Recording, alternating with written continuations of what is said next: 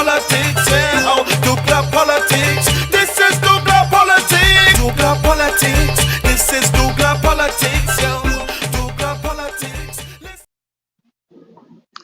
Good evening and welcome to douglAR Politics. We just back from the Senate where they had contributions from Senator the Honorable Wade Mark and Jayanti Lakshmidiyal. Fire in the Senate, brilliant presentations, great facts. My goodness, if you didn't see it, you have to log on to the Parliament channel on Facebook, go on cable and look at it. Tomorrow the debate, the budget debate continues and you will have Jolene John and Senator David Nacta. So look forward to it. Now, as I say, Jolene John, I have to start the show on a positive note.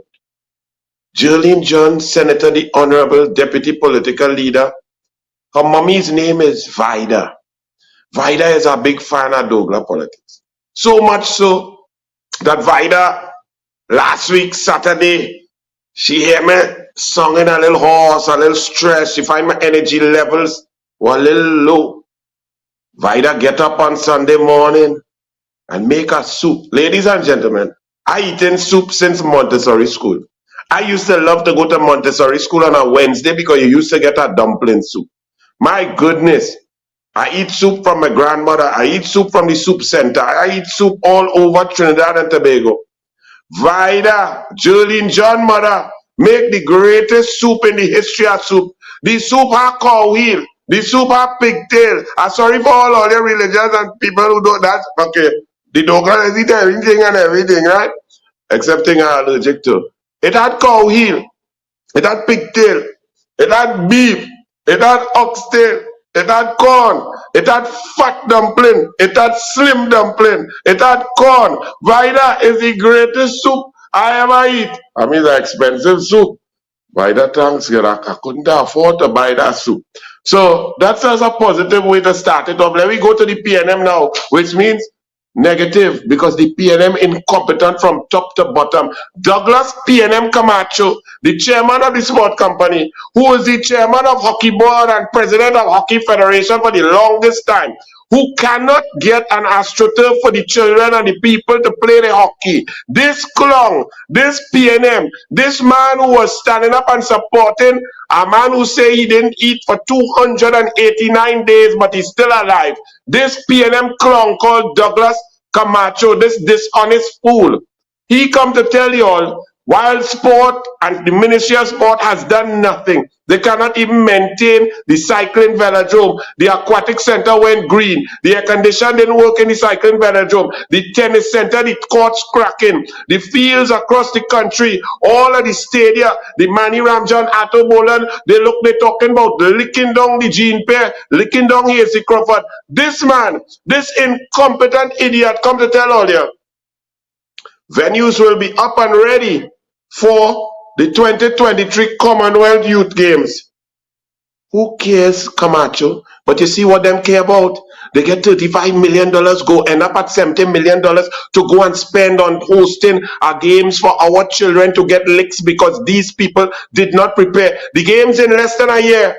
Where we prepared, what 7 sports, who we have, what medals we going to win, where we going. When you host a game, the main thing is your country must perform well. Your colors must stand up on the podium. You must advertise your facilities with brilliance of athletes. These people just want to host thing because they want to spend money. This clown saying that the venues will be ready. They're ready for our children to train. They're not ready for our athletes to perform. They're not ready to invest in the development of coaches, coach education, sports science, massage therapy. The facilities locked down and the athletes not improving. You're not increasing the number of athletes in the performance, no talent identification, no coaches. But you and Champa ready to host our games, to spend money. That's not sports tourism. That's sports stupidity. Move in, boy. As we talking sports stupidity, well, Archie, I nearly choke at this one. Keith Christopher Rowley giving young athletes advice about sport and what to do in sport. There's a man, they catch him in the Tobago tournament, kicking a ball, you know. This carpetbagger who say he's play golf. They see him kicky ball, you know. Keith Rowley, I dare you to tell me any lie.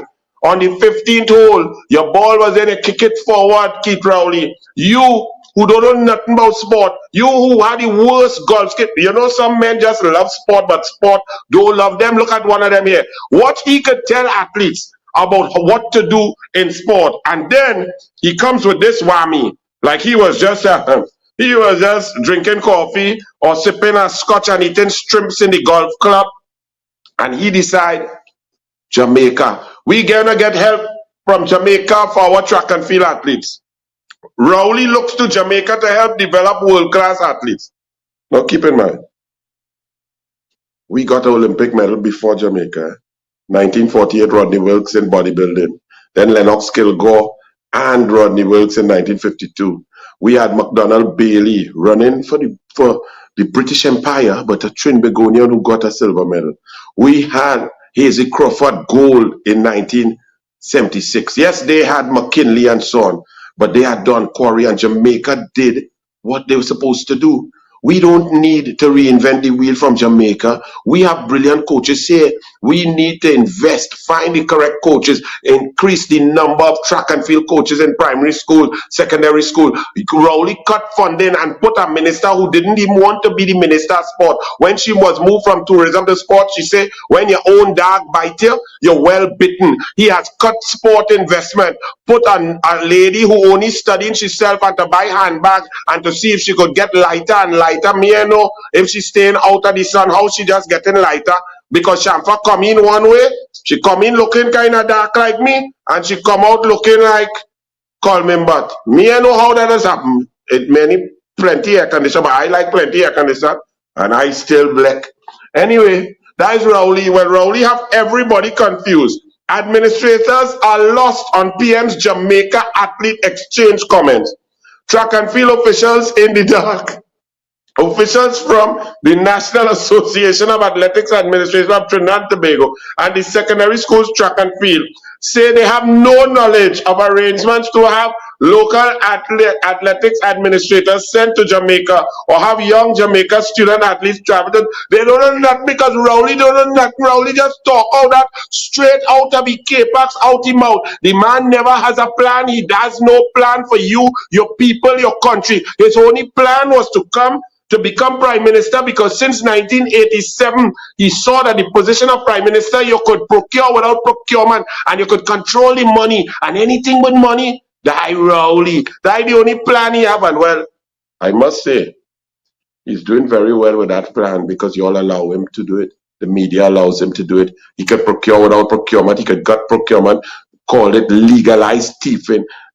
Ministers could go to Australia and spend $1.5 billion, and he tell you he's the best salesman.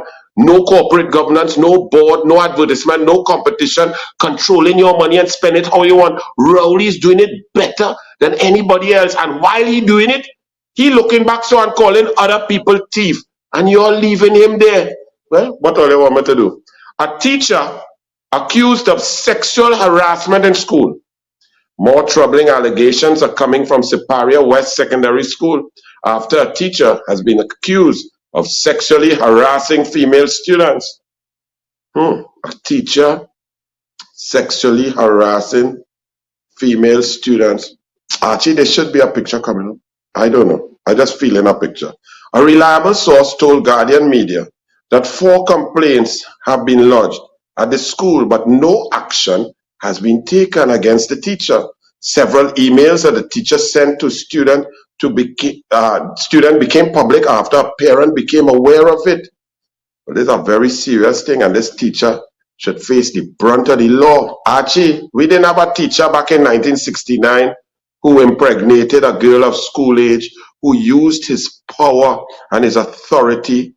Archie, you don't have that picture with that person and bundle sitting down. Why are you taking so long, Archie? You're sleeping? Why are you taking so long? Like you forget that this man was a teacher in 1969. He was a teacher and he impregnated a girl of school age who bore him a son who he hid away named God Allen for years and decades. So when you all see teacher harassing and sexually harassing, should follow the leader, sing the soca, follow the leader. Oh gosh, they look cute, eh? Look at that. Archie, where you got that picture? Bundles. Where Foster? What's going on? Eh? That's why you get it from one Woodbrook Place movie now. Hey, Archie, and I was asking you where Kirkwaite, where wherever fixing TNT, he had everything to attack anybody without facts, just accuse anybody in the UNC of being corrupt, and everybody is a thief, and everybody is bad, this Kirkwaite. But I say, but where Kirkwaite? I say, wait, where Kirkwaite? Can't I hear him? I wonder if TNT fix. I can't hear, but then I read my papers, boy. Page 10, Newsday. Creative team sues Now's Kirkwaite over us outstanding money. A man who criticizes everybody under the sun. He don't have no facts. He just running him out on people, defaming people left, right, and center. He can't pay his bills. Man suing. Oh God. Actually, I don't know what to say. As we say, well, we reach now. Now, headline, Nacta. Now, Nacta is a man who does say he does do poll. And he, if you all understand the science of polling, anybody who understands data, you have to write so many questions to come to one conclusion. This Nacta man, Vishnu Bishram, he is do a poll. He don't tell you who he call, how he survey, whether by telephone, by text, by face-to-face, door-to-door, landline, postpaid, prepaid, what was the question, what was the length of time, how many he survey, what's the demographics, how much woman, how much man, how much Indian, how much African, how much douglAR, how much me. He don't give you no science. He does just give you a story. So, Nacta poll, and the problem is not with he, you know. The mere fact that the newspapers like Newsday, who want to perpetrate a PNM myth, no matter what PNM does, no matter what Rowley does, no matter how corrupt they are, no matter how much wastage of money, no matter how insensitive, no matter how bad their policies, no matter how many jobs lost, no matter how many dead in COVID, they must uphold or find a way to hold Rowley as relevant. So they print in any nonsense.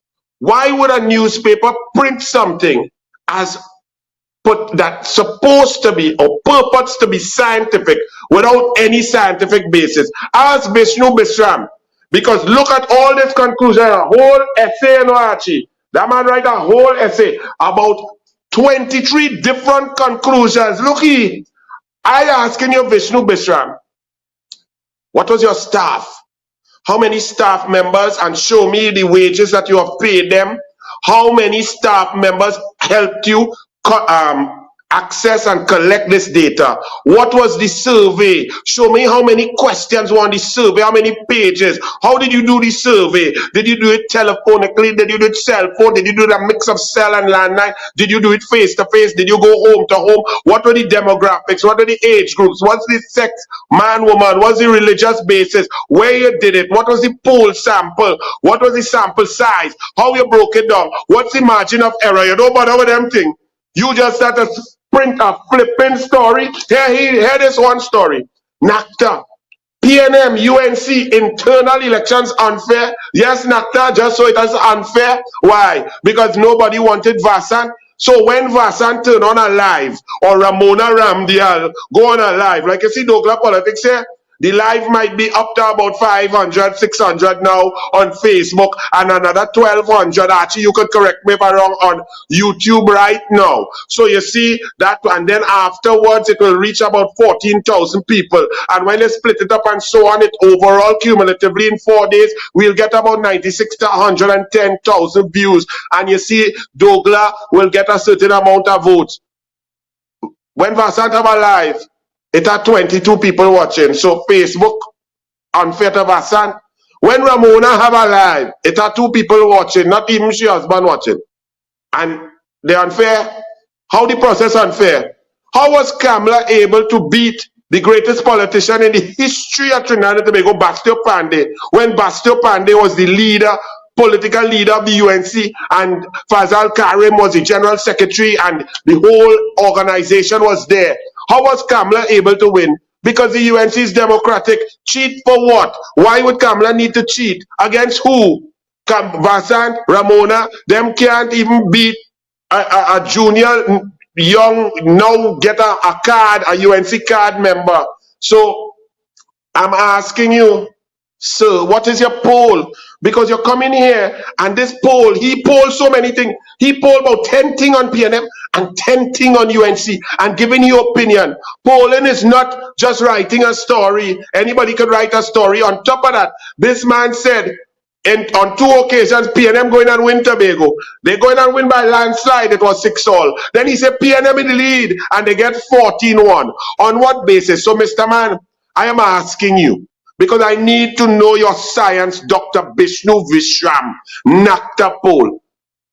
How many people help you with this? What was the survey? Give the media, show them the questionnaire. How many people did you question? What was the sample size? How many people did not respond? What was the margin of error? Plus or minus what? How many people were African descent, Indian descent? From what part of the country? Did you sample any from Matla? Did you sample any from Labre? Did you sample from Barakwa and Naparima?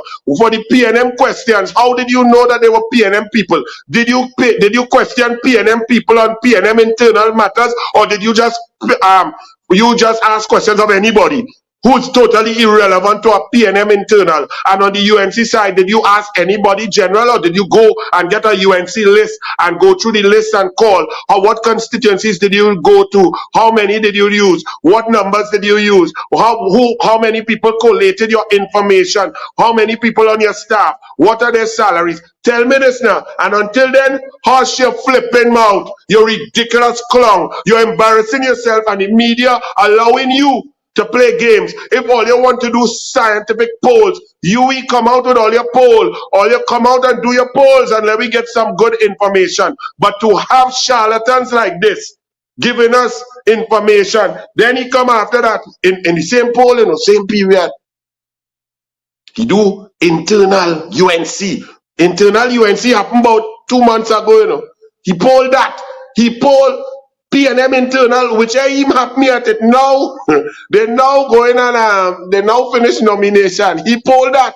And he polled who go win election if it call now. This man, but they should call you John Holmes, the amount of poll you have, boy. They should call you Telco, the amount of poll you have. Eh? They should call you Claudia Poll, Olympic swimming medalist from Costa Rica. Because here what he polled. PNM will win general election easily if called soon. Let's read this bit of wisdom from this clown here. Despite public discontent with the People's National Movement, really? How do you get, despite public discontent, that they will vote? How you just get all of that from a poll?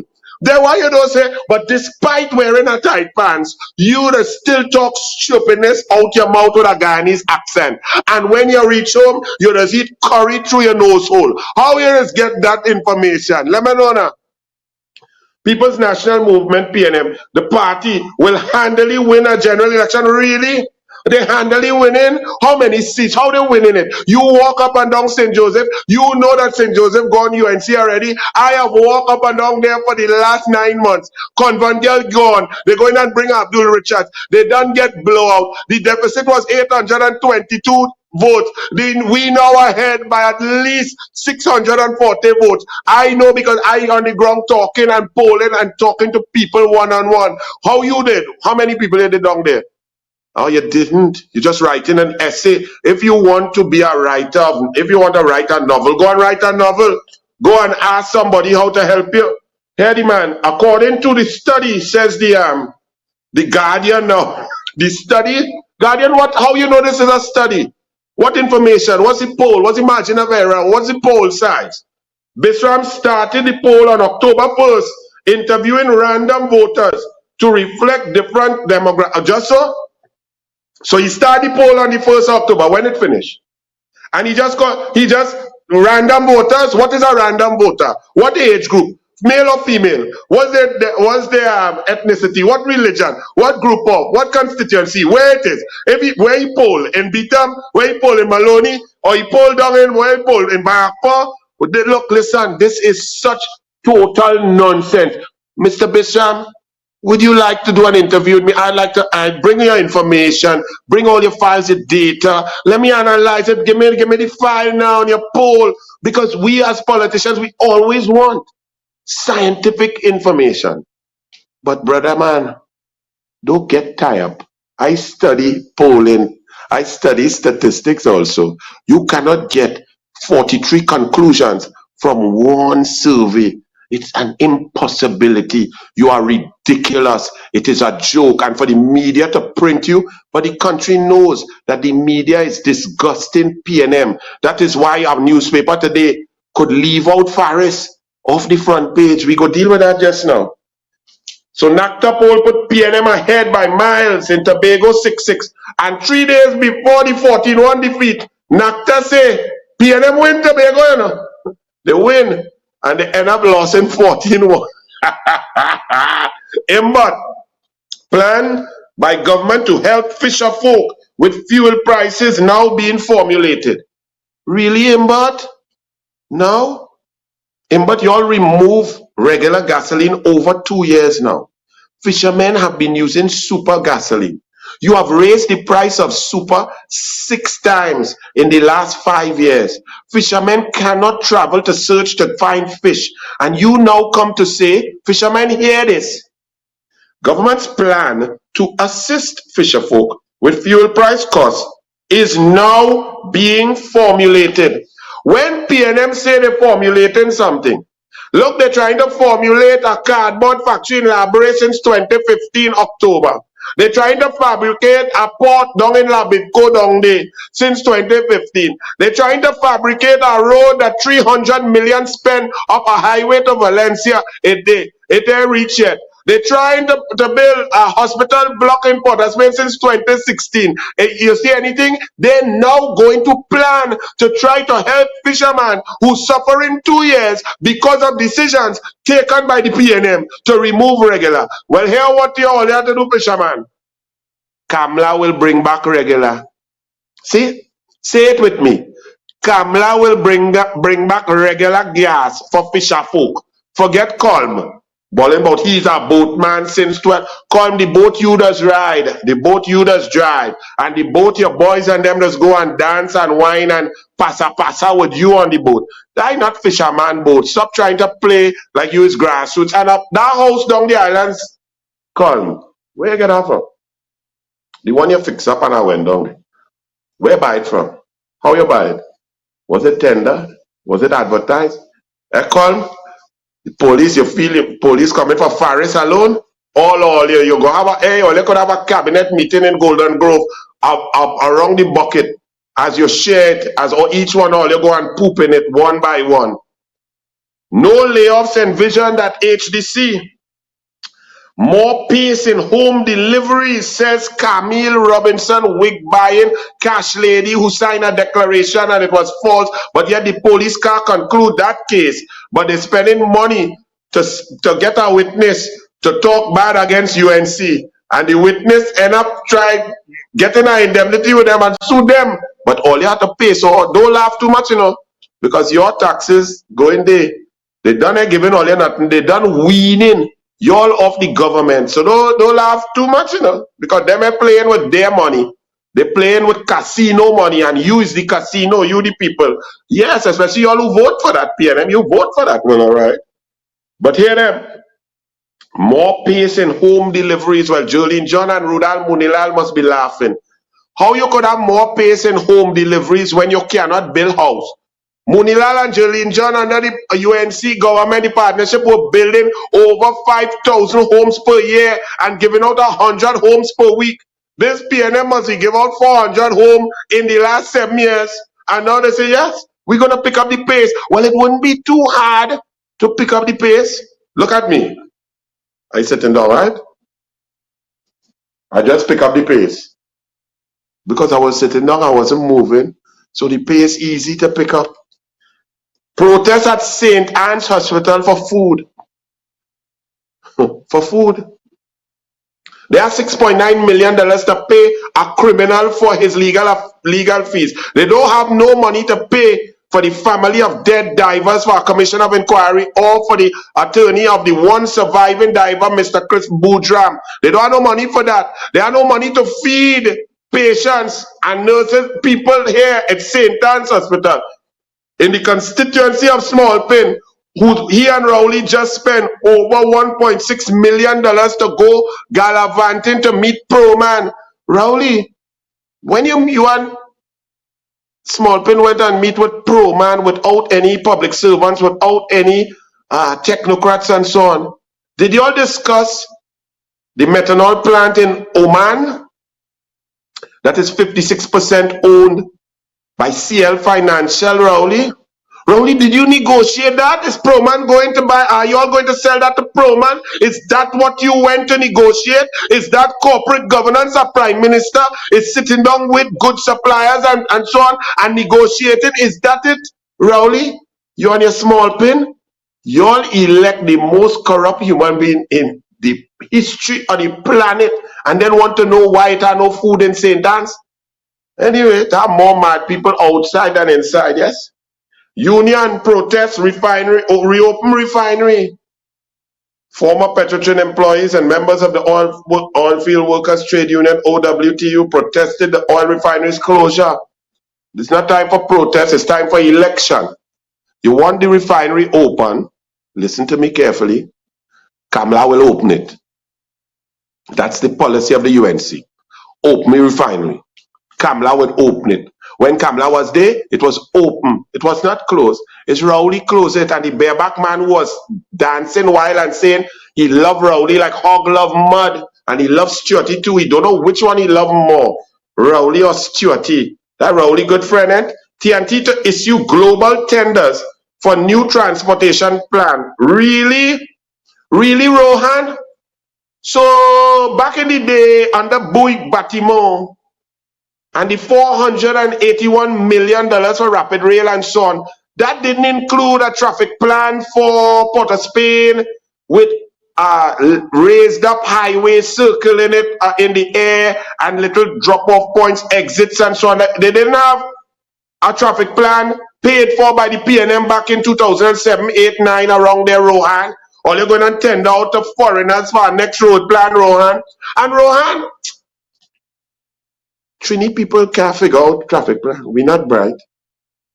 Y'all vote for people who think that you are duns. Rowley say all they're lazy and they have no work from home plan because y'all are too lazy or they don't even work in office. So they have no work from home plan.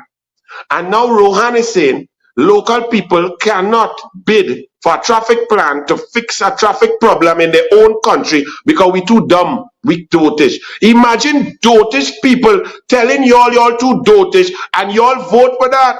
Rohan was never accused of being brilliant. Rohan is not a scholar. Rohan is not a bright man. But Rohan is telling you that you, the citizens, all you young, bright engineers and creative people, all you're too stupid to create a traffic plan for Trinidad and Tobago, for Port of Spain, or for different cities, because all you're not bright enough, and therefore millions and millions of dollars must be paid to a foreigner because them pink and them bright, and you all vote for that. What you want the douglAR to say? Well, Puss in Boots, Randall Mitchell, come out in the papers, he's saying next year, 2023, it's going to be a bumper year, man. Tourism is just going to sky. Forget all the crime and forget when you go by the bricks or you go to Lime in them bush place. Forget that you could dead right there where there's residence, where there's bricks. Forget robbery and murder. Forget no investment, no marketing. Forget bad infrastructure. Forget US advisory and international advisories to the people to stay away from we. Puss in Boots say, yes, man. Tourism going to boom next year. And as he said that, Archie, this dotish Puss in Boots called Randall Mitchell, look what came out today from Virgin Atlantic. Virgin Atlantic Holidays, date Tuesday, 11th October, yesterday. Virgin Atlantic Holidays, London Heathrow, Tobago service update. Customer demand continues to return strongly after the COVID-19 pandemic. We're making adjustments to upcoming flying schedules to support the ramp up of our operation and to reflect changes in customer demand outlook. As a result, during 2023, we've implemented some changes to service frequencies and aircraft types, and unfortunately made some advanced cancellations on certain routes.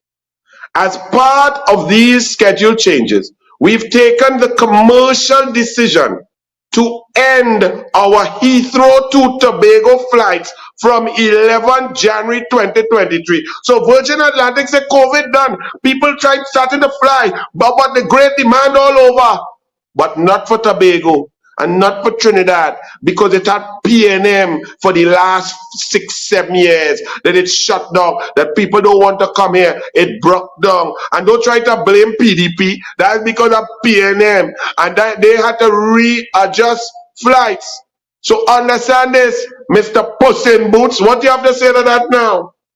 The next one, Beckles Robinson, the one who we could only see she stick fighting. Beckles Robinson, you're good with that word, girl. You want to see you stick fighting there? Your boy is a serious woman. So why you go and give Rowley some boy? You don't want to lead again? Or your boy gets soft like Rowley on? Okay. Beckles Robinson, government still looking at work from home, but you're going against your leader. You're ridiculing your leader. Your leader now tell the whole country we too lazy and dotish. We are doing no work from home nonsense because we cannot even work in the office.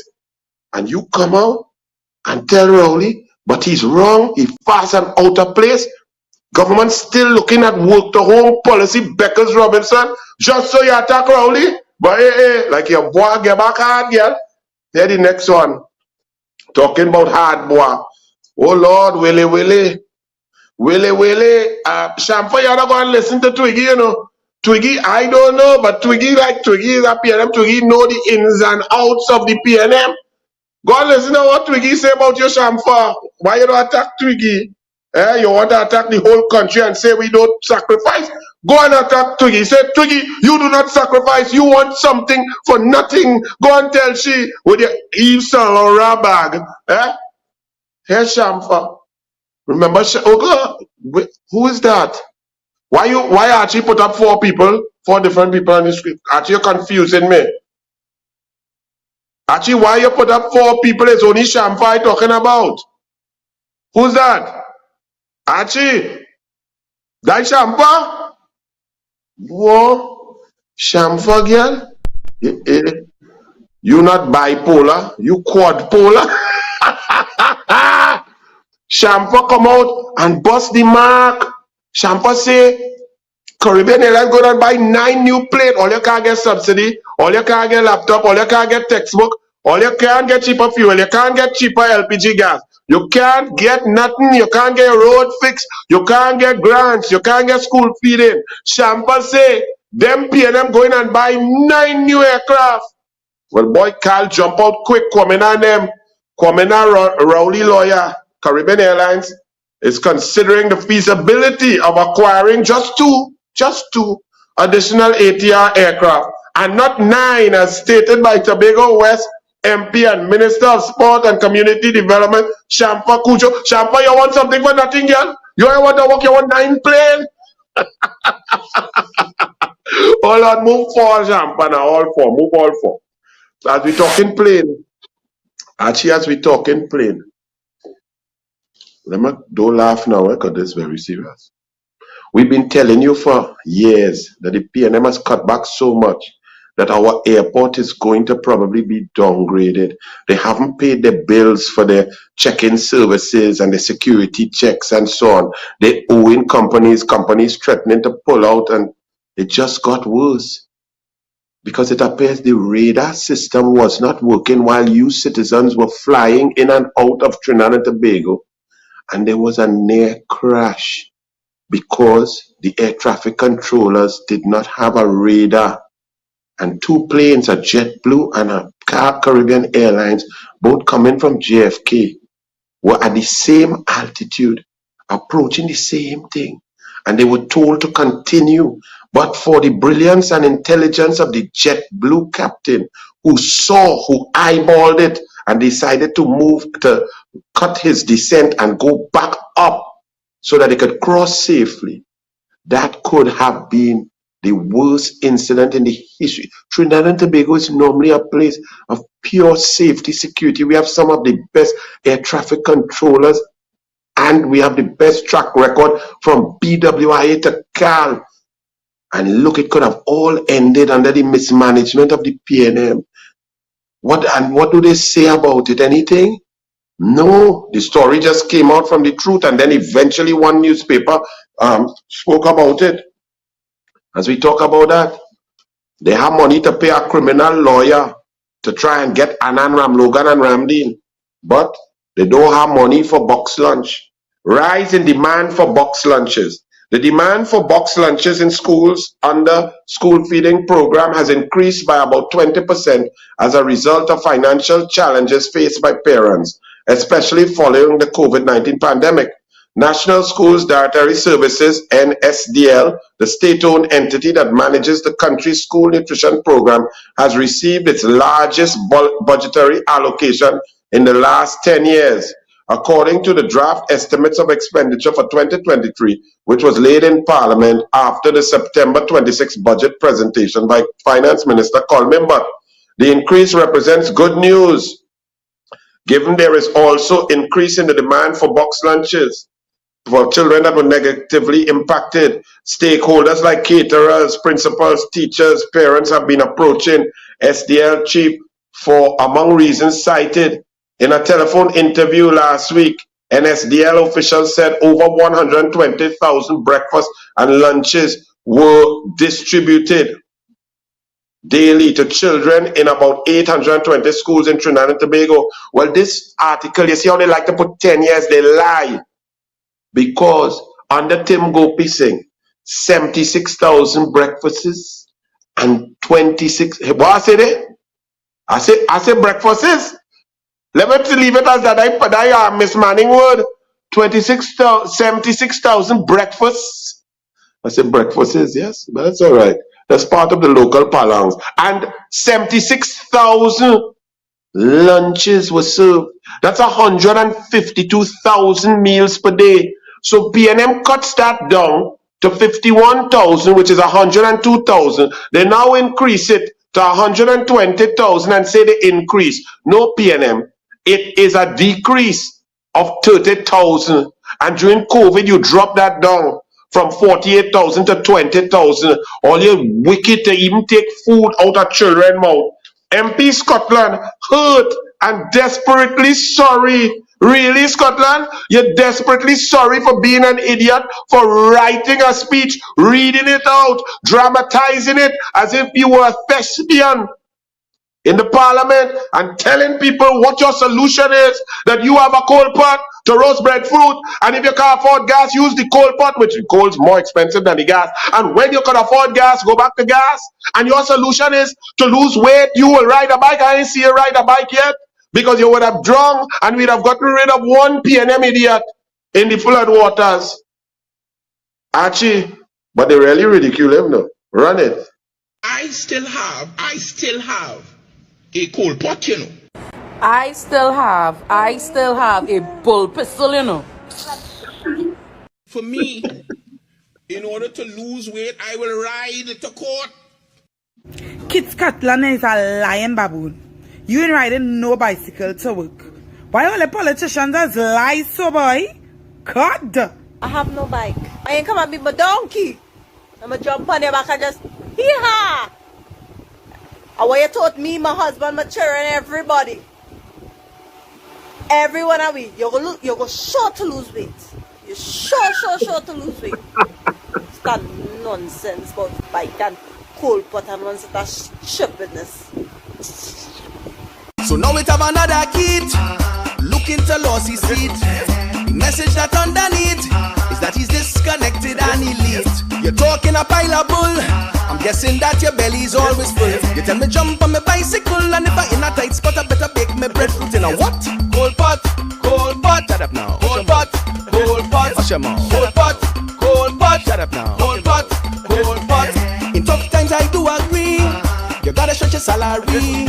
But it's nonsense you're telling we, all talk no utility. I hope you're planning to save some gas. Sad saddle up and ride a ass. Otherwise take your perks and hush every day. Poor people don't have no water to wash. The cold pot, shut up now. Cold pot, hush your mouth. Cold pot, shut up now. Cold pot, it's not nice, things not nice. Check the price of the rice, even spice. Things not nice, check the price.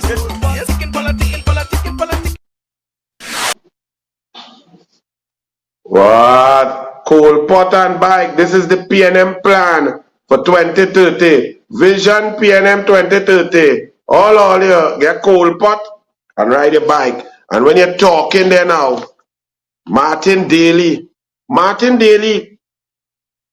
attacks the PNM, rightfully so, because it's the most arrogant, insane, ridiculous set of idiots that we've ever seen.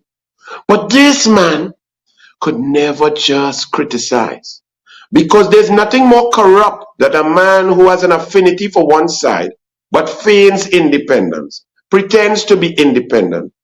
Martin Daly, why are you unable to say that you like PNM, that you are a PNM? You have a 30-year relationship, working relationship with Keith Christopher Rowley's wife. You're saying that you don't have any affinity to the wife of the Prime Minister who you're close with.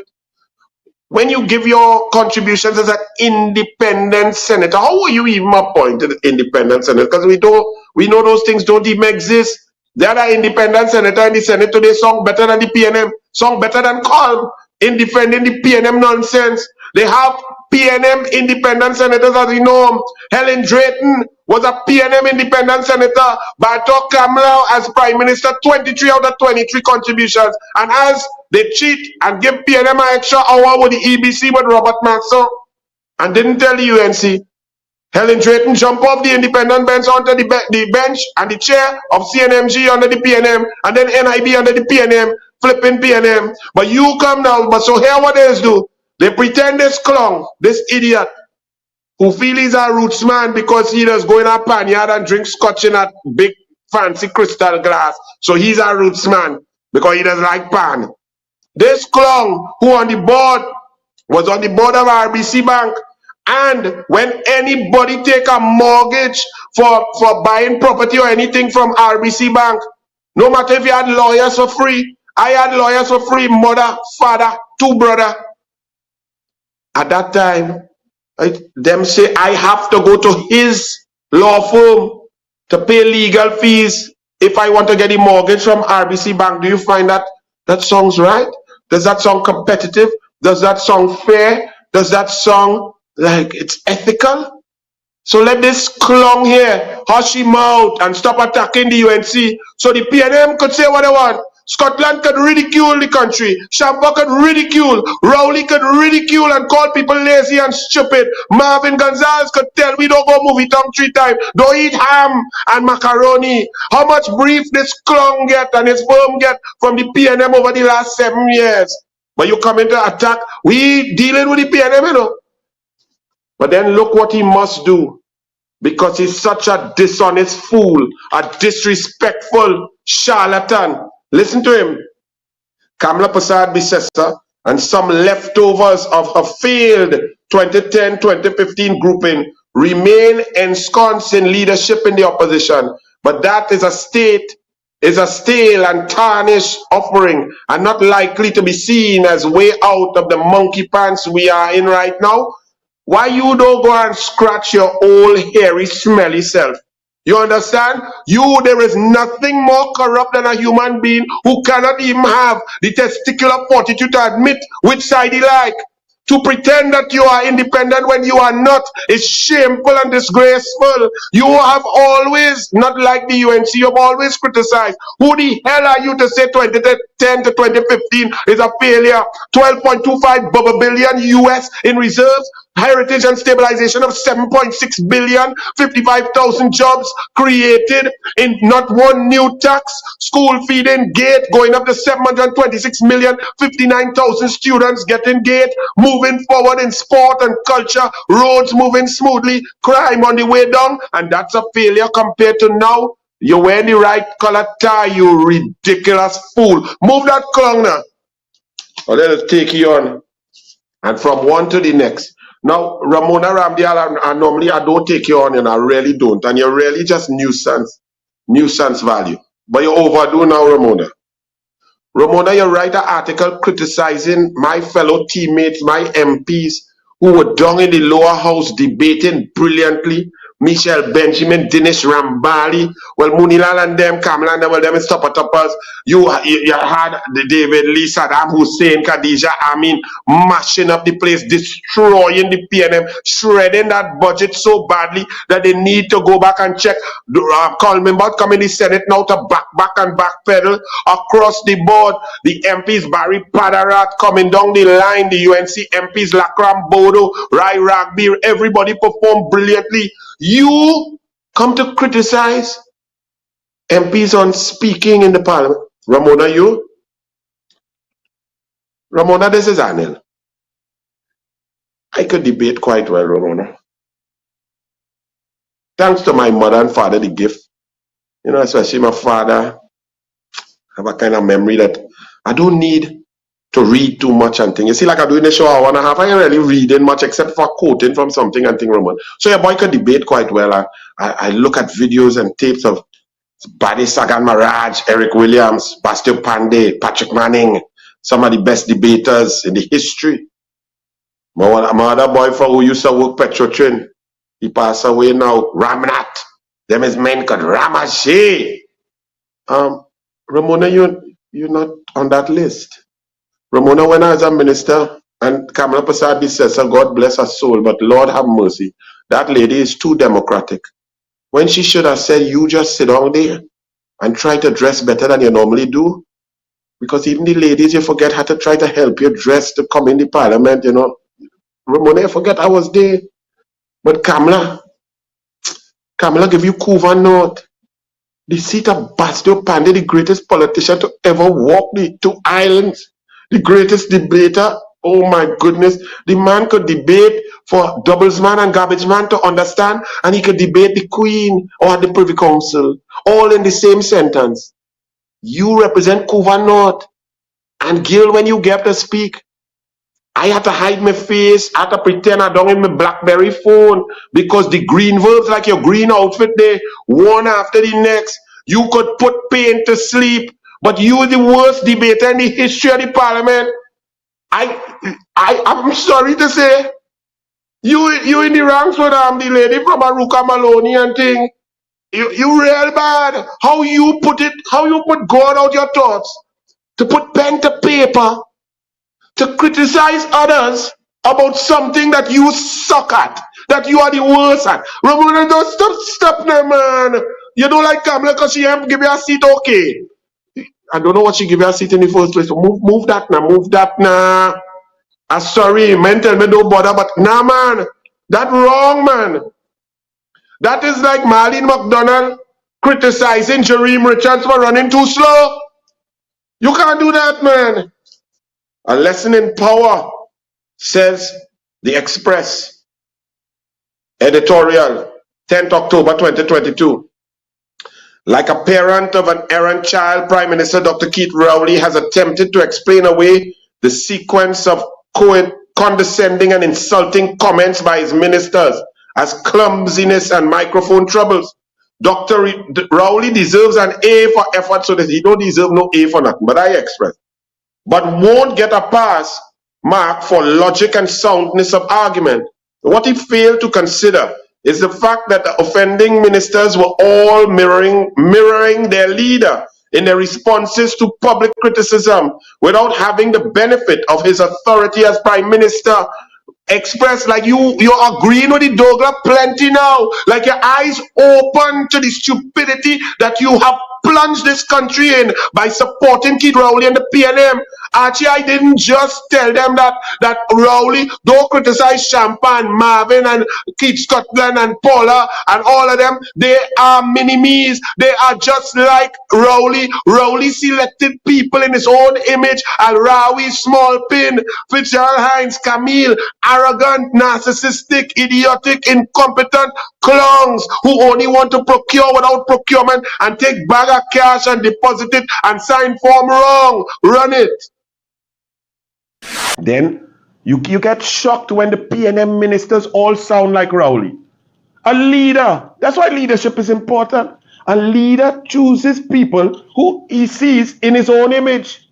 So if Rowley is heartless, narcissistic, does not even care, when you hear Marvin Gonzalez tell you don't go movie town 3 times a week, don't eat ham and macaroni, he is fast and out of place in his Eclipse Eli suits designed the separation of Wassa Tech. We have gone back to 1948. We have no water. When you hear Paula Mayweek saying PTSD is run on time, when you hear her say that she drives a reasonably expensive vehicle, but she counts her pennies when she's putting fuel, and therefore you all should do the same. When Colm Imbert tells you haven't rioted yet, when Rowley tells you that he raised the price 10 times for gas, it's really 7 times, and he says, so what, that's true. This is PNM.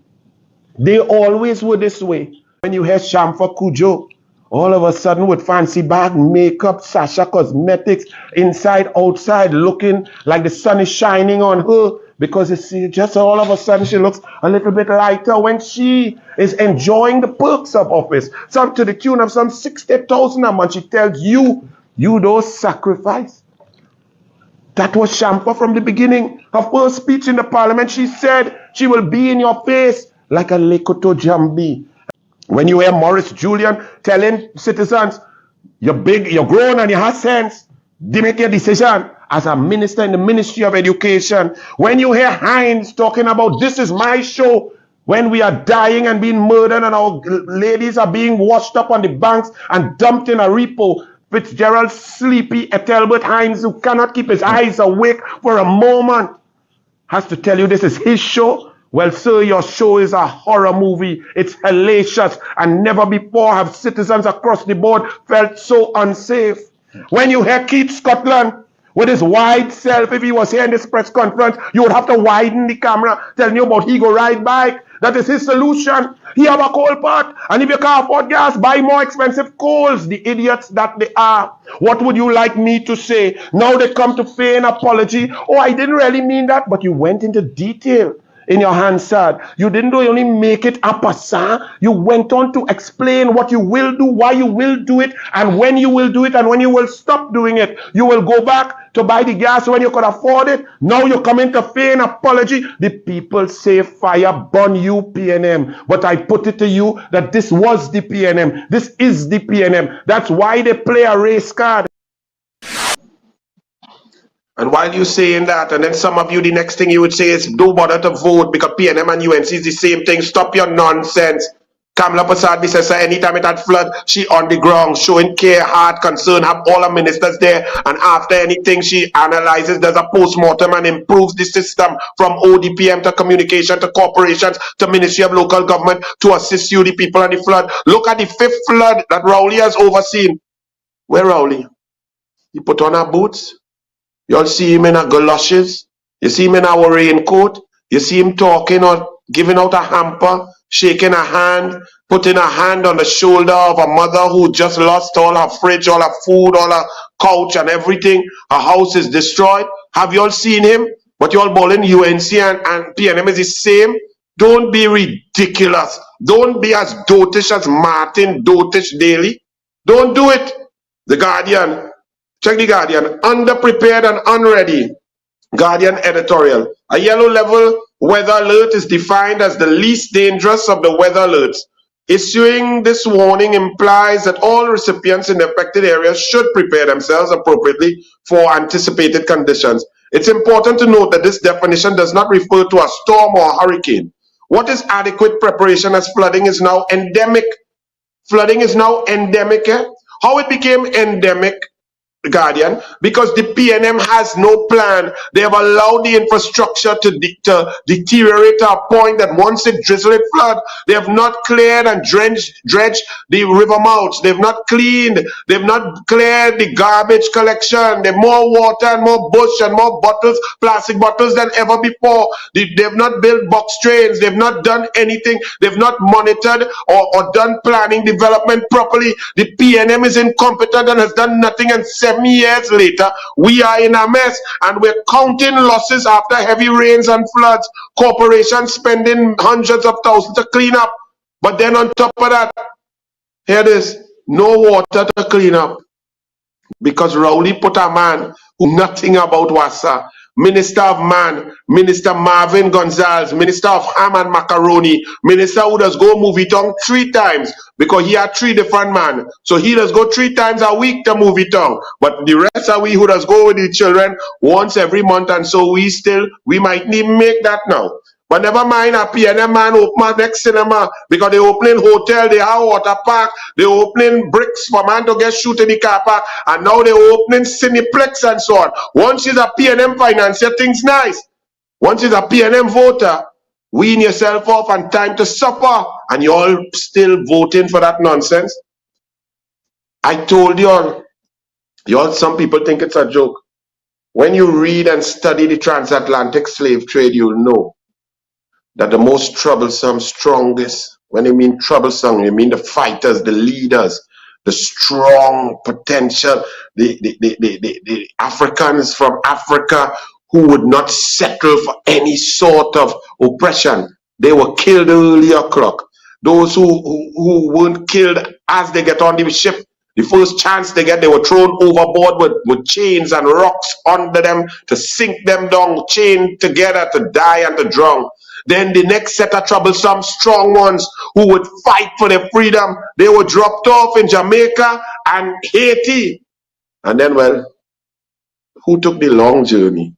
The passive, quiet, docile ones who just take anything. And they could raise gas 7 times, 10 times, and we don't riot. They could do what we want. We off have everything. Take recusals. One minister get 84 million to rent the building, sell, buy 3 posts, sell, do transfer. Then he could do what he could wear mask, dribble on man in a room, but you get in charge, make laws for you to drive in your car with your family with mask, and then he could do what he want. And next one, he father and he brother, and he could get $5 billion on top of his salary and perks and be in charge of all your money and things so nice for them, but you voted for that. You see, and no riot, no vexation, because we stay on the ship till the end because we're the southernmost, so we come off last, right? But I didn't tell you, the president of Haiti, he attempted, well, he raised gas. And I told you all about 3 weeks ago, all you watch my people in Haiti, because them are taking that. Actually remind them what I say. Run it. Chaos in Port-au-Prince. Haiti is a country without a functioning government, its economy's collapsed, and protesters are demanding Prime Minister Ariel Henry step down.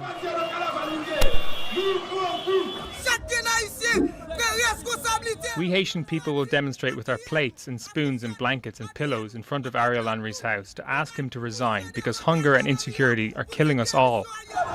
There's gas shortages, there's severe criminality with kidnappings and gang violence, massacres over the last few weeks. And therefore, the government so far has been rather weak in its responses and hasn't been able to address these realities that are affecting daily lives for Haitians.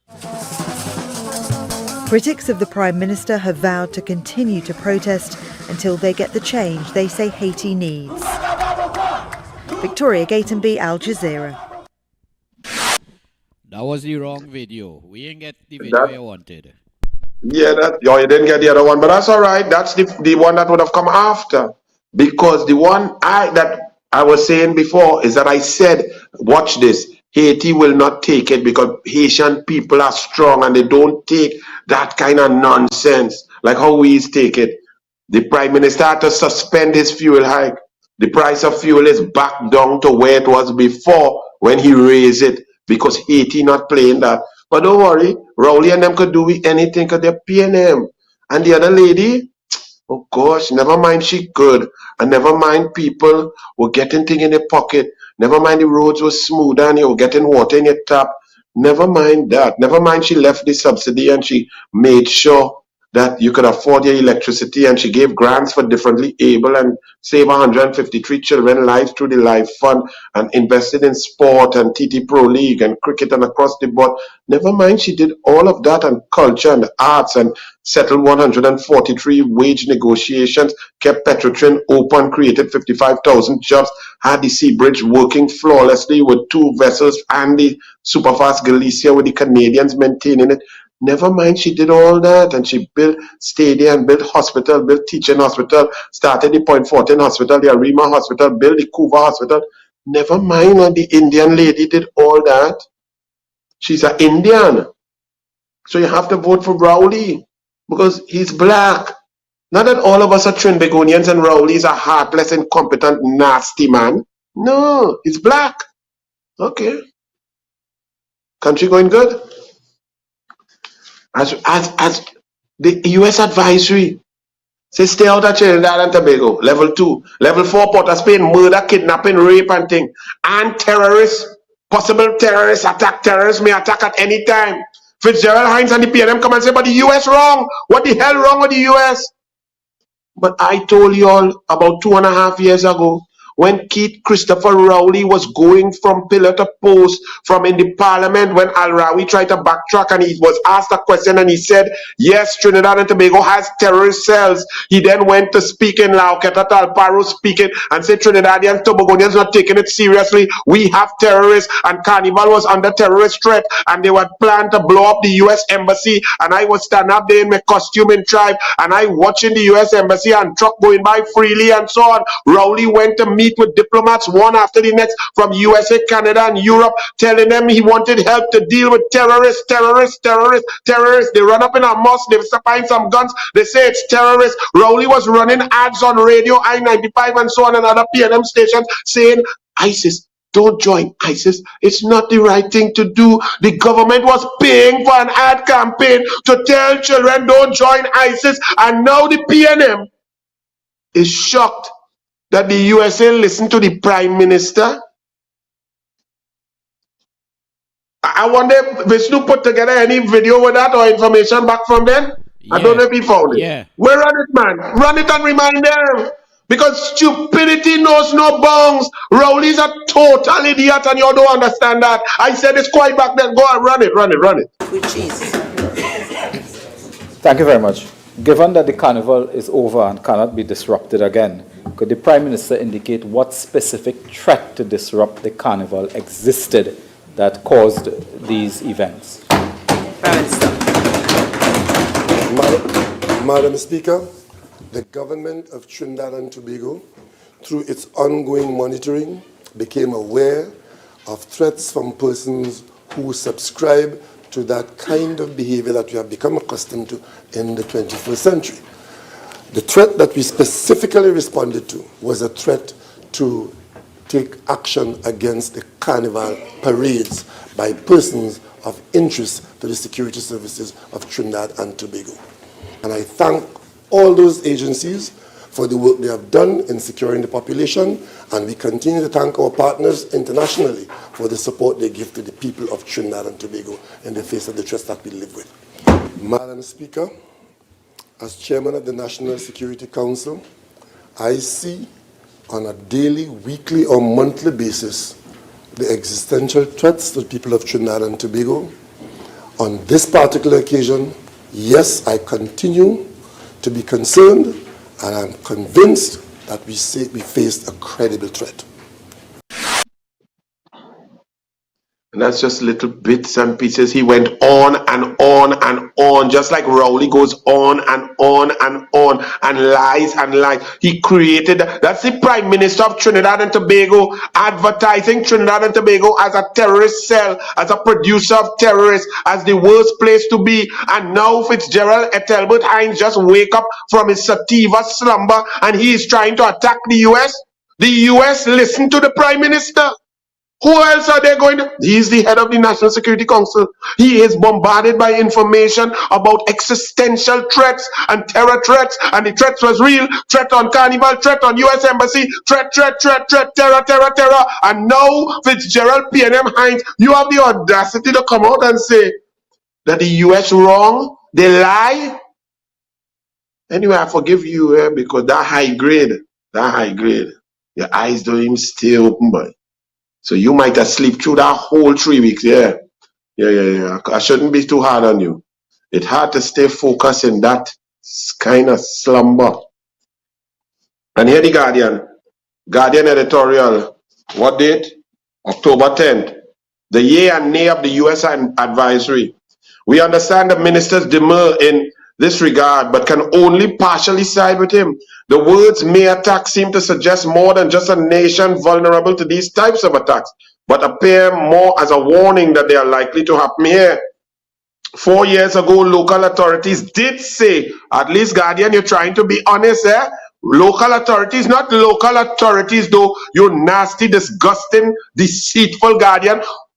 Prime Minister, the head of the National Security Council, the Prime Minister of the country, not local authorities, said they had thwarted what was deemed plans for a terrorist attack on TNT's Carnival. Police had detained 4 people who were suspected of being behind the attacks to take place during the parade of bands. They arrested the men during a series of raids across the country, and at that time, the British Foreign and Commonwealth Office also warned its citizens of heightened threat. But you didn't also put that Rowley went advertising it, and they were advertising it on the radio to not join ISIS, and Rowley went on a political platform and was saying that Trinbagonians not taking it seriously, that the terror threat is real, and he also went in Parliament and said, yes, we have terror cells here. Al-Rawi tried to walk it back and said, nah, he didn't really mean that, or they forget all of that.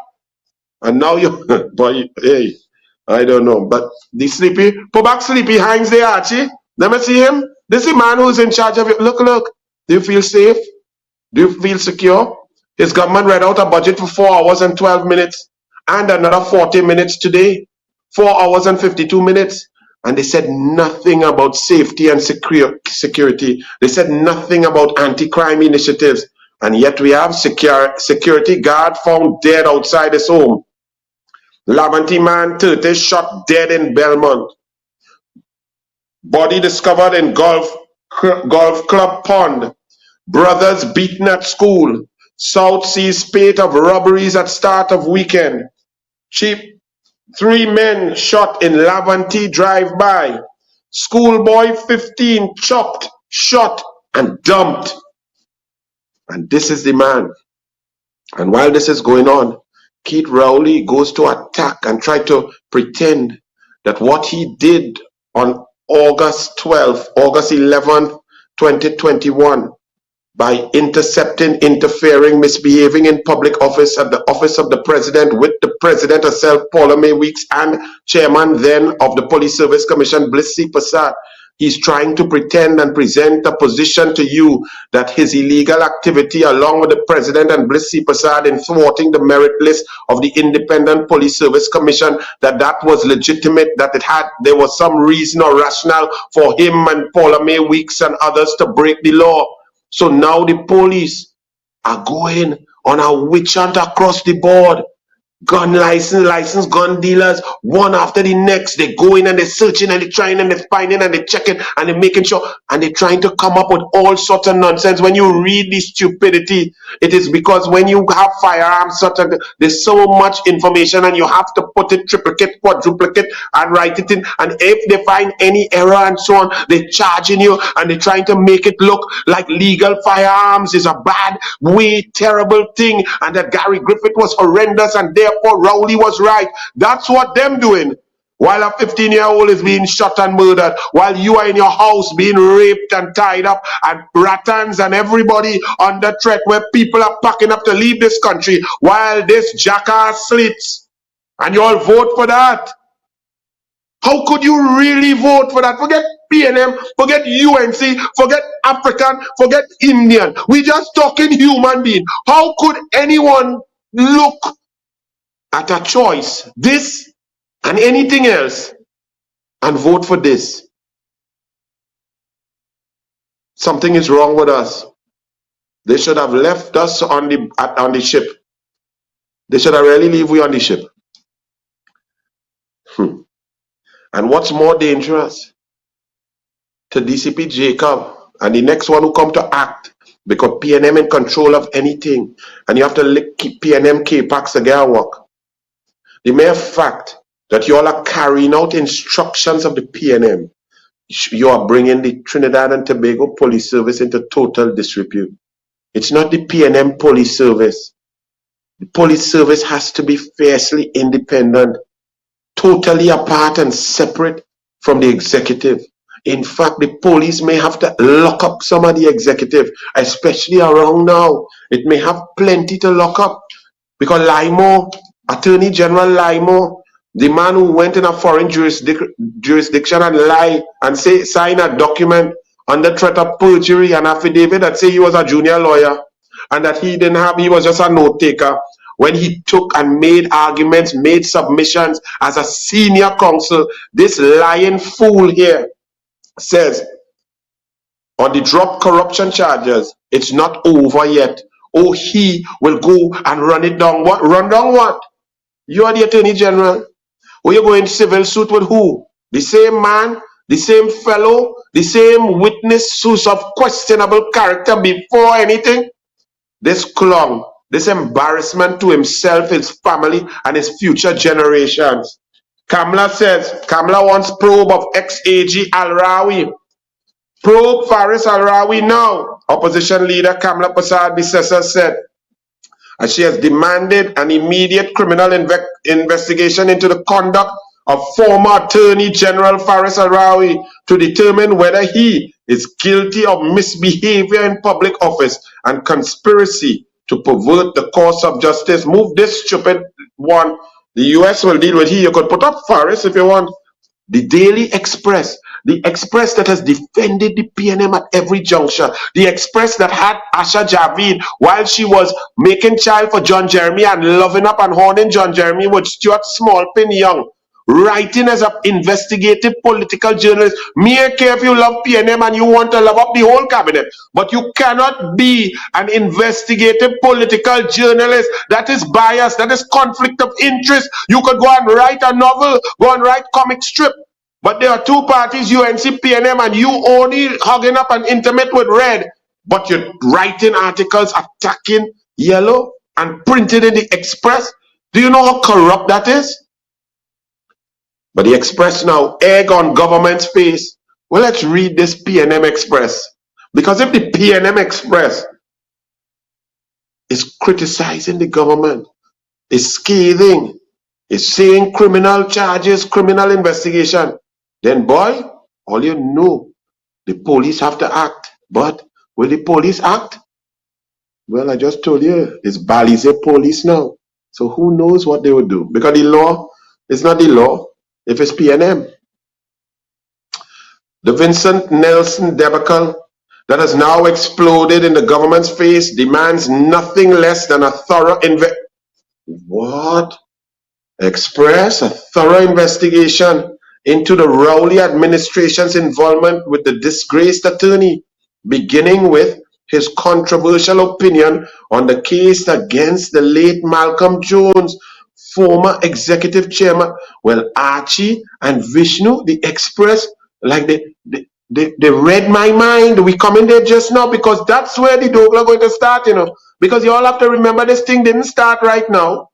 The search surrounding the deal cut in 2017 between Nelson and former Attorney General Faris Al-Rawi has now turned toxic. It has killed the state corruption case against former AG Anil Roberts and Attorney General Ramdeen. Well, they never had a case. So you see, Express, you know the PNM was wrong, but it's hurting all you so much. If it's all what you said before, how can you come and say the case against? It meant there was never a case. And this is the dishonesty that pervades the society. You're reading it. The Express goes through in detail an exact critique, and they're going good on the devastating effects of the dishonest witness, and then the indemnity and the government moving and the bribery. They're going through everything. But then they're still calling it a case. The entire case was based on that corrupt witness. The entire case, there's nothing else.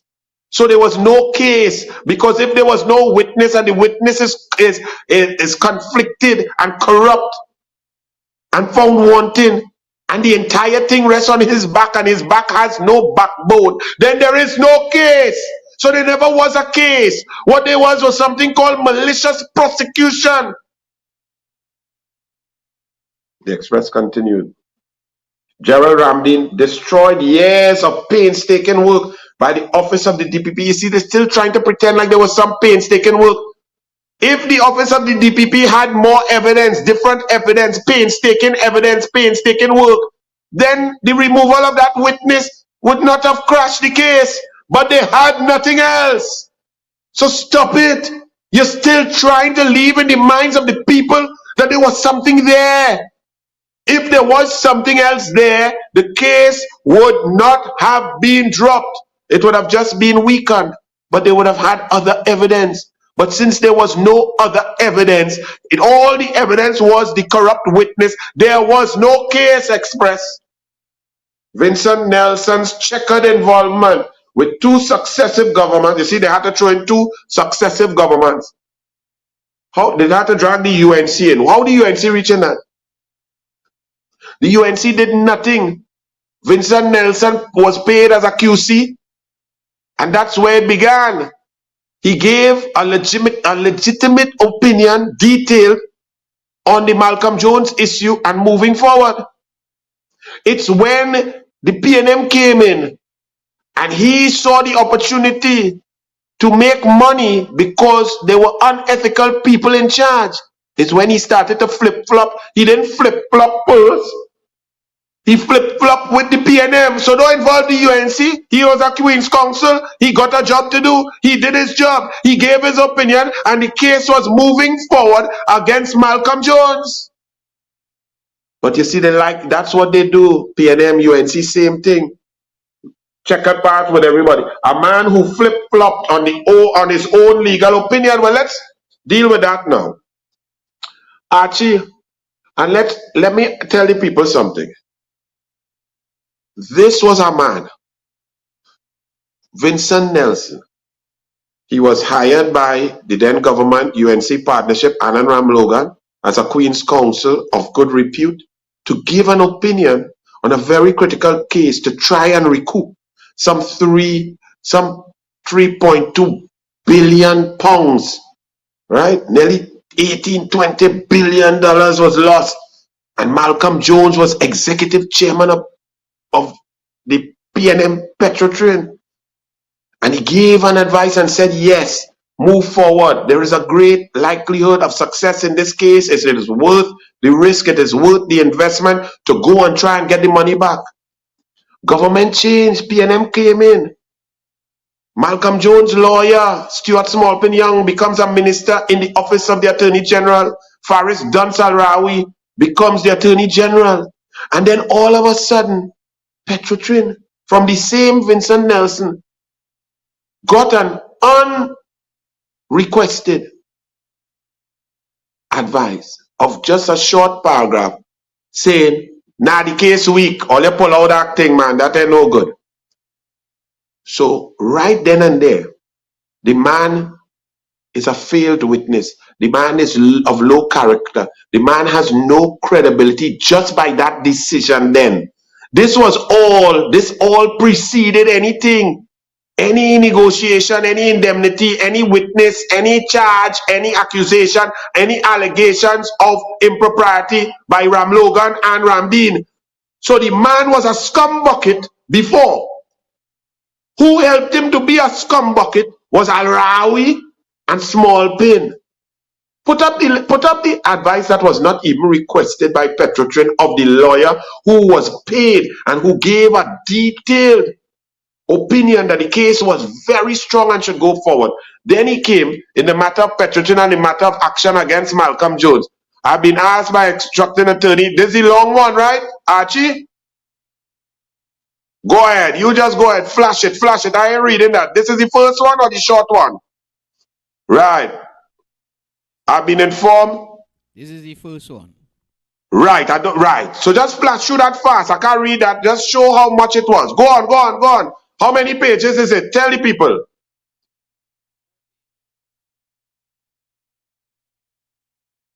Right, and it keeps going, right? Right. 4 pages of advice, well reasoned, and coming to the conclusion that the case must go forward. Right? Move that. Now bring the short one that he came when the government changed. He come and he changed all his analysis and say, nah, the case weak. Right? Question remains to be answered to whether the interest of justice and the documents should be disclosed. In my opinion, this best approach, whether there's a widespread approach that litigation should be approached with cards on the table, disclosure more often than not, in my view, notwithstanding on the argument of confidentiality and privilege, go up. Anyway, move it. Because I want you all to moving on, time running out. But the fact is, understand this. The man was paid, he gave a detailed, using his experience and his knowledge of the law, a detailed opinion that the case must go forward, and the case was going forward. In comes the PNM. And somehow, somewhere, some communication with this man showed his cards, showed his lack of character, showed his lack of morality, showed his proclivity to be a legal prostitute. And he changed like that. And then, this is what happened. Attorney General Faris Al-Rawi announced to the country that the case against Malcolm Jones will be withdrawn. Rowley boasts about Malcolm Jones, puts him on the Energy Committee and so on. And up in the Privy Council, people who are not biased by red, yellow, or anything, listen to what they had to say. Run it, Archie. It would have been reckless and irresponsible for an officer of the court to go to court knowing that you had no witness statements filed, no material to defend yourself with in terms of prosecuting your case, and worse yet, to then deceive the court and say, well, even though I know I have a bad case, I'm still pressing on. Because so if this matter were to go to trial, as Senator Sturge so boldly suggested, there would have been no evidence by Petrotrin before the court. I mean, isn't he saying, this is all rather extraordinary? There was two pretty confident opinions from senior counsel that the case should be brought against Mr. Jones. It was. In September, there was a change of government. In October, Mr. Jones was appointed to the Standing Committee. Within days, there was a whisper in the papers that the case against him might be dropped. Within 10 days of that, Mr. Nelson is writing a very short opinion. And he's after all dealing with a withdrawal of a $97 million claim, Mr. Rowe, saying that he thinks there's a reasonable likelihood of failure. In all those, and then it's withdrawn and discontinued, and all the costs have to be paid. Isn't that the basis for saying we must please see the basis upon which Mr. Nelson cast his pessimism, which led to discontinuance? Well, my lord, it depends upon what one is concerned with. The way it's put by the appellant in his affidavit is, well, it's necessary to allay suspicions. But to put it bluntly, as we do put it bluntly in our case, bluntly the suspicion is that there's been some sort of political interference in all of this, such that for purely political reasons the new government has decided, irrespective of the merits of the case, that it ought to be dropped. The Attorney General, as you'll see from the press statement, uniquely referred himself to the Law Association for his handling of the case. Why on earth would you do that? And seventhly, in relation to the points I was making before, the beneficiary of the decision, Johnson, had been appointed to the Government Standing Committee as an advisor just days before the legal opinion was provided to drop the case. That inevitably is going to create public concerns. Second broad point, benefit, it would enable the board of Petrotrin to be held to account by the public. If Petrotrin has now fired all its staff, it was one of the largest employers in Trinidad. 6,000 staff were fired, which for Trinidad is a huge loss. And all of this was a direct consequence of the financial mismanagement which resulted in this litigation concerns. It is naturally a very real concern for people in Trinidad. More specifically, people are asking themselves, why was a claim to recover £97 million of public money withdrawn? I will not allow myself to be used as the scapegoat in the event there exists a political intention to scuttle or sabotage these matters so they don't proceed to trial. Now, correct me if I'm wrong. Is Mr. Debydeen an attorney? I believe he is. Was he the attorney, the instructing attorney, who represented Petrotrin when bringing the case? Again, I believe so, my lord. I will So, check, but I believe you're right. I think what, had there been further time, Mr. Clayton would have said to us was, it's not just what my client, a UNC activist. This is a lawyer raising real concerns about the way in which this has been handled. And then from there now, you see that, and that's why you need those little white men out there who are not influenced by politics, by PNM. They want CCJ because they want to be right here rubbing elbows and controlling them. Paula May Weeks, if she wasn't president, would have been a very good candidate for the CCJ. Look how she acted. She breached the Constitution. Why? Influenced by politics, by friendship, by camaraderie.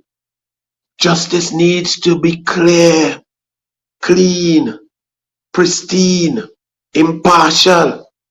From that now, Vincent Nelson showed his colors to Al-Rawi, Stuart Young, and Rowley, that he would change on a dime, that he could be bought, that he was a legal prostitute. And they went on ahead now to use this man now, this legal prostitute, paying him $6.9 million, paying his lawyer an next $6 million, paying international lawyers an next $7 million for him to concoct and say things about Anand Ram Logan and Ramdeen. There was no corroborating evidence whatsoever, and now you see that, because even if you take him out, if you have a murder case and it a witness statement, it a fingerprint, it a gun, it a ballistics, it a blood sample, it a DNA, it a video footage. If the witness is a waste of time, you still have all the rest of the case will go ahead.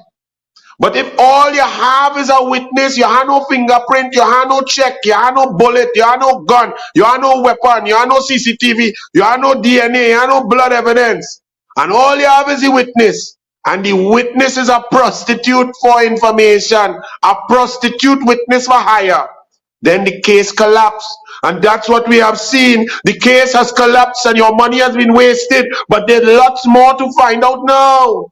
Because why and how and who did it, and how and where and why, and what criminal charges could be laid, because an indemnity was made. And the government, the same one who negotiated and went to say Malcolm Jones, put him on a standing committee and pull him out of case to take the government. Kamala was trying to get back $11 billion from PNM mismanagement.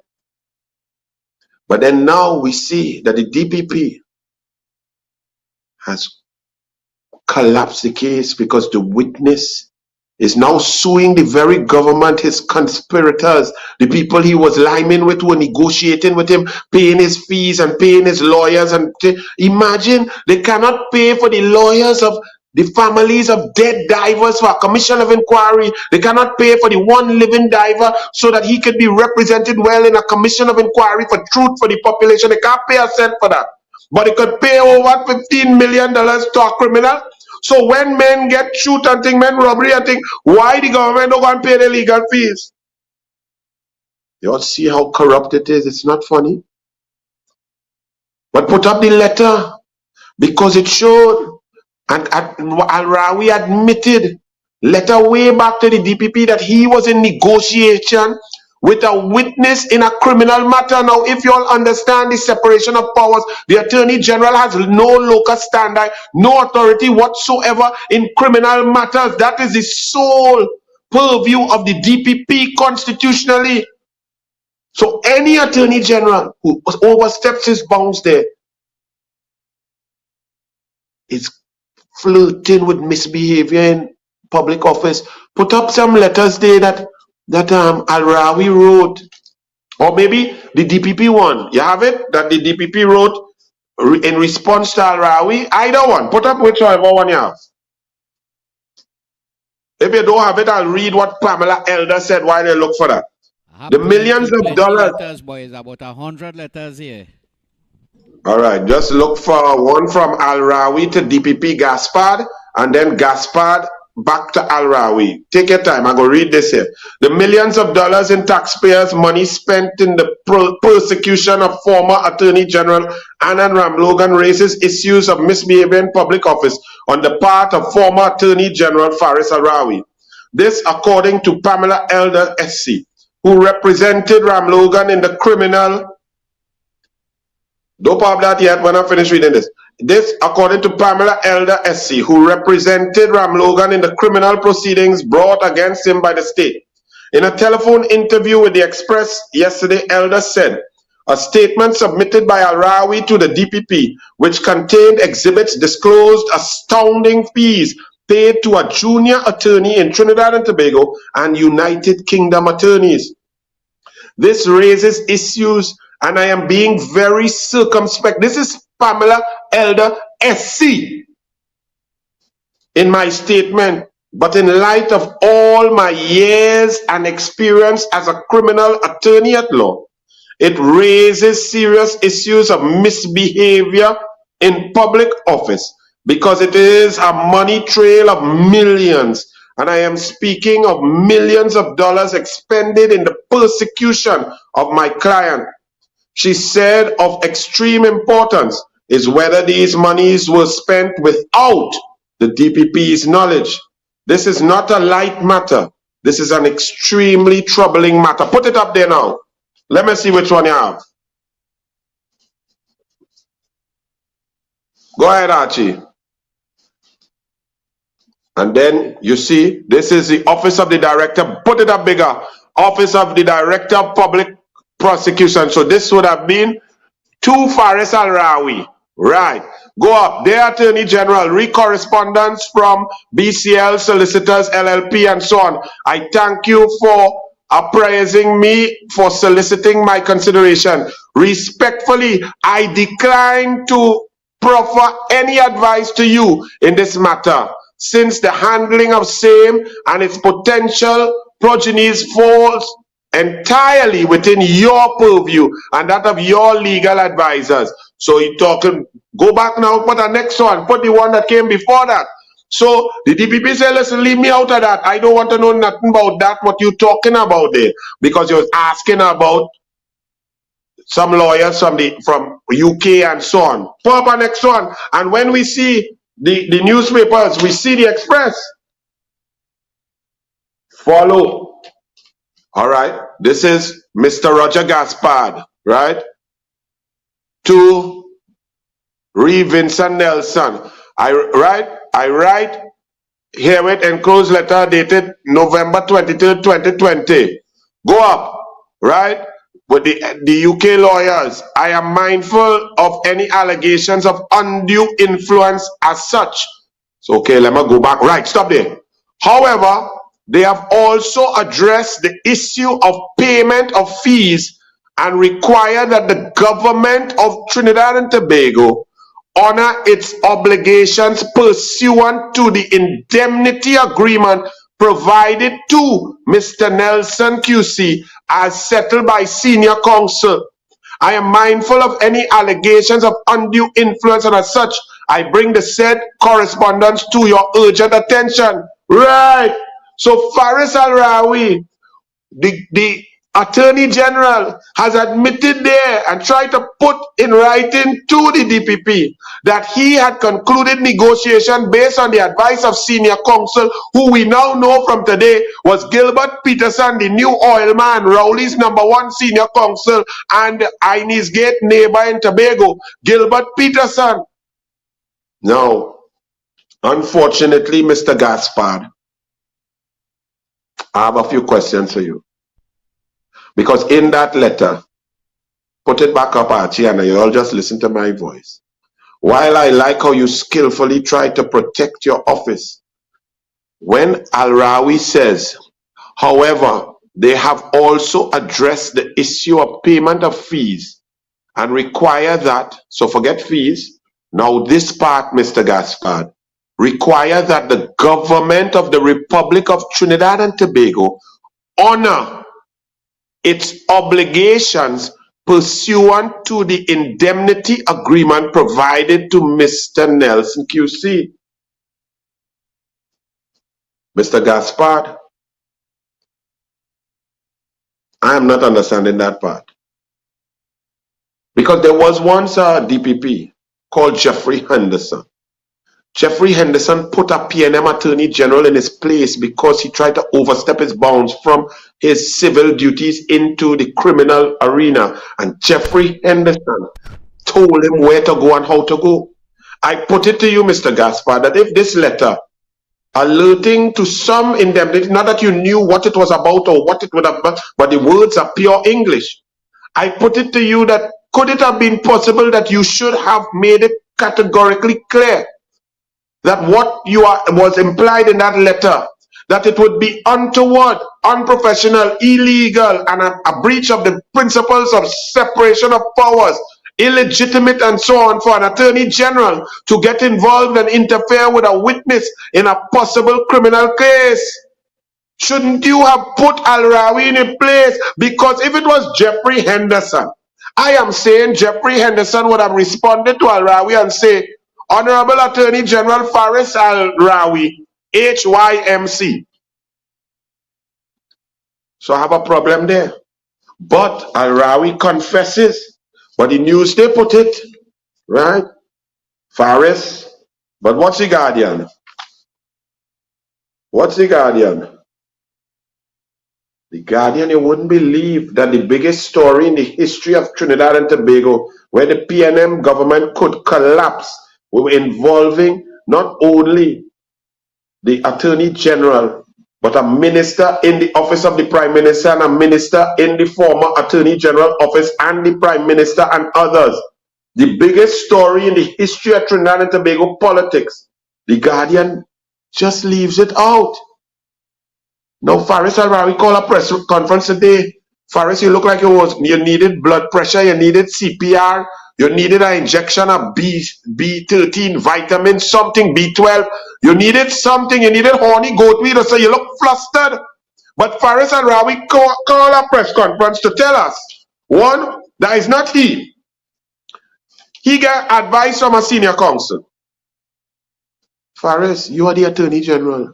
You gotta get advice from whoever, from your mother, your father, your Horner woman down there when you're changing pampers.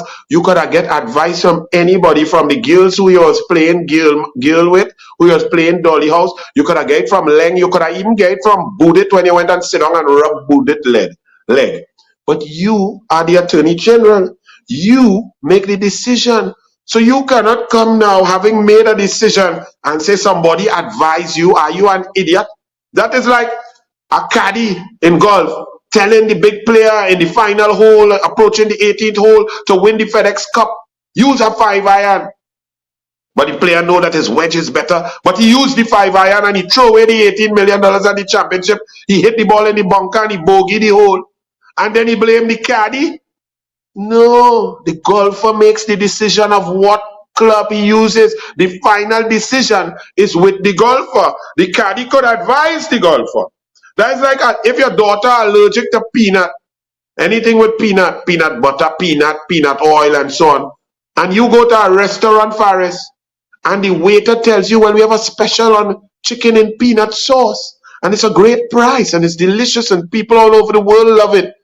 And you take that advice, choose to order peanut chicken for your daughter who have a peanut allergy, and your girl end up in hospital, and then you want to blame and sue the waiter?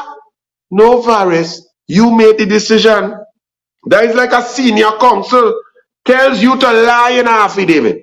Say, Faris, put some lies on that piece of paper in a court of foreign jurisdiction and sign it under threat of perjury. Don't worry, Faris, it's okay. You could lie on an affidavit and you could sign it. No big thing, you could break the law, it's all right. A senior counsel tell you to do that, Faris, and you do it. Who getting locked up, Faris? The senior counsel who advised you? Or the idiot who made the decision to lie on an affidavit and sign it? So don't come and tell us about a senior counsel advise you, you blooming idiot. It's you. You do the wrong. You take wrong advice. You take wrong address. And then he come to say, he cannot say if cabinet approved the indemnity. Really, Faris?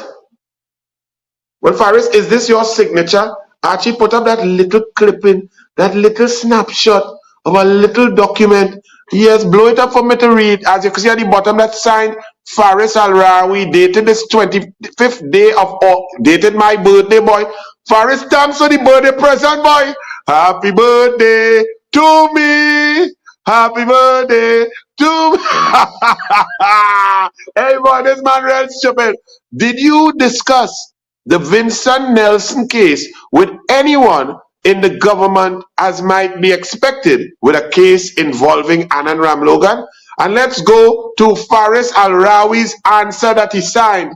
Yes, I discussed this case with the Prime Minister, Dr. Keith Rowley, ministers in the Ministry of the Attorney General and Legal Affairs, Stuart Young, Fitzgerald Hines, and Renuka Sagram Singh Sukral, and Attorney General Reginald Armour SC. He discussed that with everybody, signed Faris Al-Rawi, but he come in a press conference today to say he don't know if the Prime Minister knew.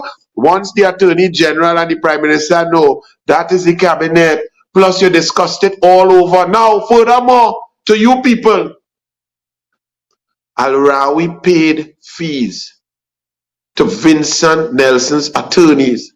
So Vincent Nelson, who they say plead guilty, he's a criminal.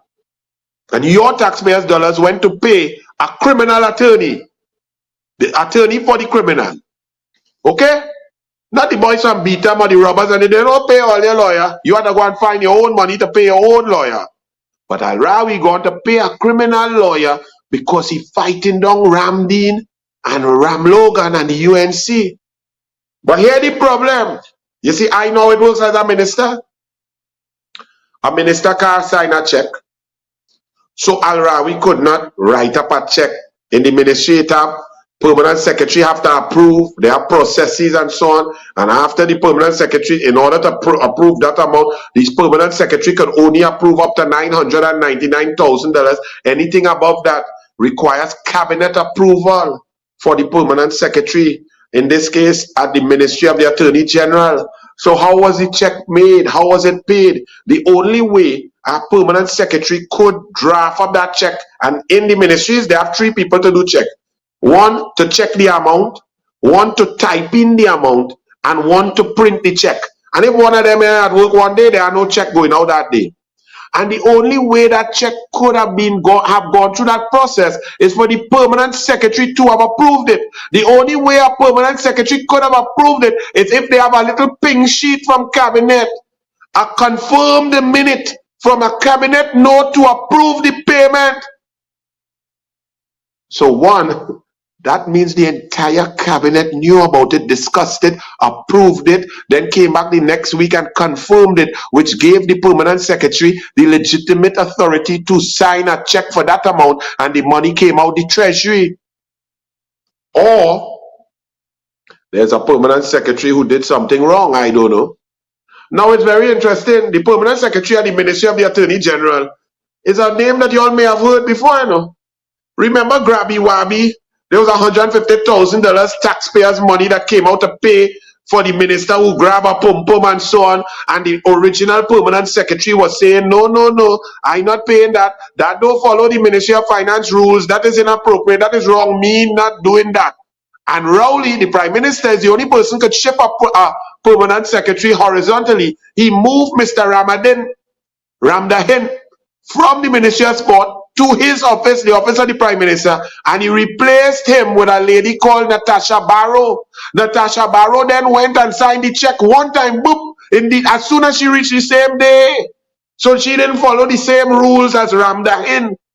And you know what happened when the story bust? Barry Padrat and all them bust the story, and Natasha Barrow name was calling up, and they had investigation and so on. She was promoted to where? To permanent secretary in the office of the Attorney General. Natasha Barrow, you have questions to answer. How the money was paid to Vincent, for Vincent QC lawyers, to K. Singh and to the foreign attorneys. How was the check drawn up? Under what authority? Under what approval? And if there was approval, well, the whole cabinet have to go, Archie. And I think back in the day, Archie, I spoke about that, run it and remind them for me. It was about 2.5 years ago. Run Would it. like me to tell you who that lady is standing next to the Attorney General of Trinidad and Tobago? The Attorney General is the second highest office in the executive. The cabinet only exists with the Prime Minister and the Honorable Attorney General. So that is a big work. That's an important work. That's serious work.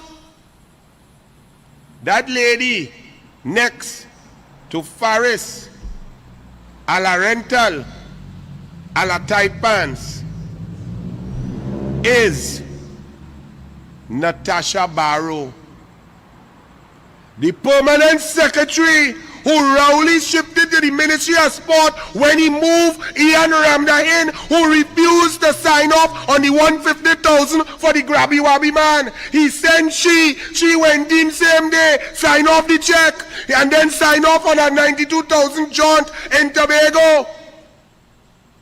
Newspapers, people were like, what is this permanent secretary? Who is she? She should be fired. She should be demoted. You know what Rowley and them do? They promote she.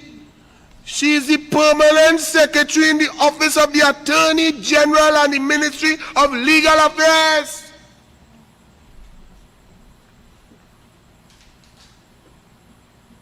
She was promoted while Ian Ramdahin, the permanent secretary who did his job perfectly, who refused to sign off on taxpayers' dollars for personal nonsense, who followed his training, his regulations, and the aspects and the integrity of his job.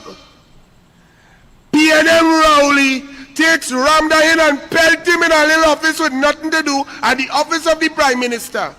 Sends in Barrow, who does what Grabby Wabby and Rowley and them want, and sign off and sign non-disclosure and organize and excitement with Grabby Wabby. And then when Daryl Smith had a little kind of emotional breakdown because he got some sad news involving Rowley, some depressing news, he went to Tobago and went wild on a splurge. But nothing wrong if he went there with his own money.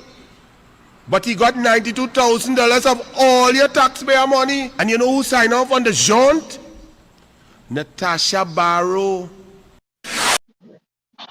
Well, Natasha Barrow, you have some questions to answer. Who authorized, under what authority was that payment made? Was it made by the Ministry of the Attorney General and Legal Affairs to the Attorney K. Singh of Vincent Nelson and to other attorneys or foreign attorneys? Did you pay? Did you write the check? Because Faris can't write a check, can't print a check, can't sign a check. So the permanent secretary, whoever is the permanent secretary, did you do that?